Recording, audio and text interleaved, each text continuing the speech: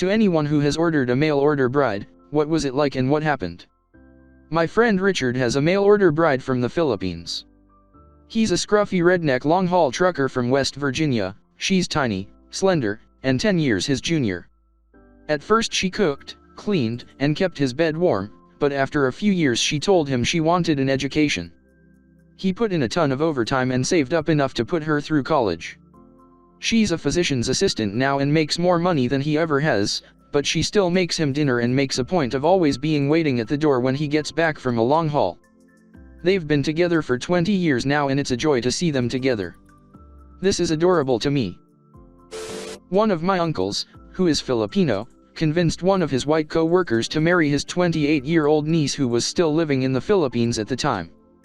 The guy was at least 20 years older than her. The relationship was really rocky the first 2 years. She hated him, basically.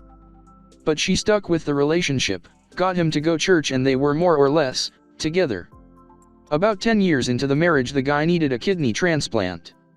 Months pass, he can't work anymore and she's spending all her free time outside of work taking care of him at the hospital while he's waiting for a kidney. I visited one time while he was in the hospital and she broke down telling my other relatives and me how much she loved him and she didn't want to lose him. The doctors finally give him like less than 3 months to live if he doesn't get a kidney, and after a month and a half later, he got the kidney, recovered and went back to work within a year's time. At a family get-together he bragged to everyone including me about how amazing he feels and how much he thought he was dead and that he was blessed to have a new lease on life.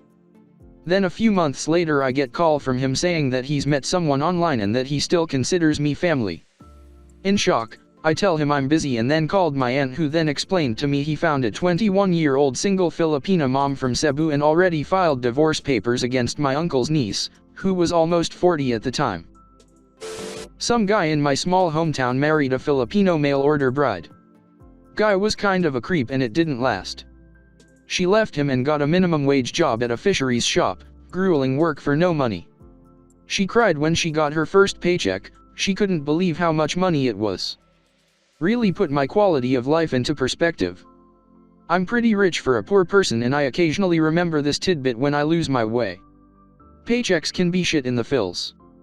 There are people here that work what you consider 9 to 5s 24/7 and barely get paid more than PHP $250 every week. That's around $4 or $5 if you're American. You're right about her crying over a minuscule paycheck. Some poor peeps here aren't paid worth shit. I went to a college course and one of the other students was a pretty obvious mail-order bride.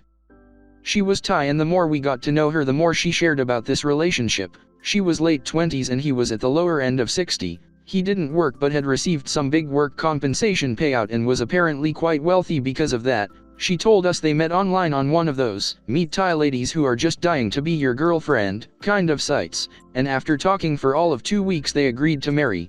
This country is a little bit stricter about these sorts of unions, so there were some hoops they had to jump through, such as he had to go visit her for a certain amount of time in Thailand before starting the process, but essentially they were engaged after a few weeks and married within a few months. The guy essentially wanted one of those stereotypical Asian marriages where the wife was subservient and existed to please their husband. She would tell us he would make her wait till he was done to eat and he would only let her eat ladle-like foods like salad. He paid her a monthly salary which was pretty abysmal and she had to use that for clothing and other essentials. He also wouldn't let her go anywhere by herself and would drop her off and turn up an hour before classes ended in case we got let out early to drive her home. I remember we had to do a group assessment and I had given her my phone number and he forced her to delete it. I'm a female. I think the saddest part was when she asked a bunch of us if we could get birth control pills for her because her husband kept destroying her scripts/pills, and you could tell she was absolutely terrified of getting pregnant. The weird thing though was that she wasn't terribly bad off in Thailand. Her family was apparently quite wealthy and she had her own home and stuff over there, but for whatever reason she didn't want to live there. Personally I would have ran the second I saw that purple-faced blob of a husband.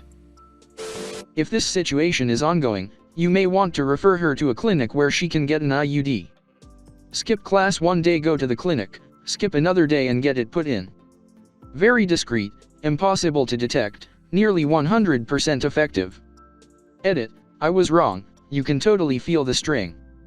Address that as a concern and maybe she can see her options either with a certain brand of IUD or a different method. Chances are they'll also be able to refer her to other services which could be of use. Hopefully she'll be able to get a better life than this.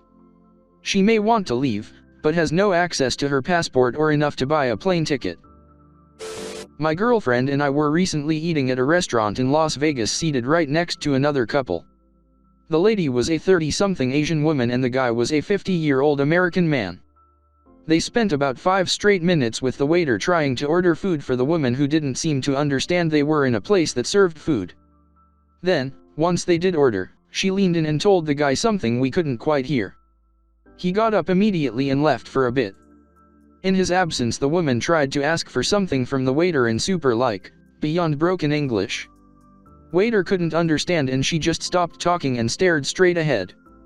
The guy eventually got back and put a box on Tampax on the table next to her and said very loudly, "Because I take care of my baby."